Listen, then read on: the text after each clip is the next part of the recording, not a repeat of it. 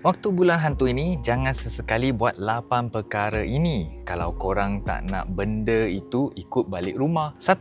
Kurangkan merayau malam kat tempat gelap atau terpencil. 2. Stop tangkap gambar di kawasan keras atau tempat orang sembahyang. Nanti ada benda lain yang tumpang dalam foto. 3. Nampak duit shilling atau barang tercicir di tepi jalan, biarkan, itu bukan anda punya. Yang keempat, simpan dulu baju berwarna cerah. Warna yang cerah menarik perhatian mereka. 5. Jangan bersiul waktu malam. Bunyi siulan merupakan sejenis jemputan. Yang keenam, jangan bersandar kat tempat gelap atau pokok besar. Tempat itu tempat mereka melepak dan berehat. Yang ketujuh, jaga mulut. Jangan celupa, jangan menyumpah atau sebut benda yang bukan-bukan. Dan yang ke-8, paling penting, jangan sesuka hati usik atau ambil makanan sembayang di tepi jalan itu. Itu makanan mereka. Jadi dalam bulan hantu ini, berhati-hati, jangan langgar pantang larang ini. Sekarang anda dah tahu.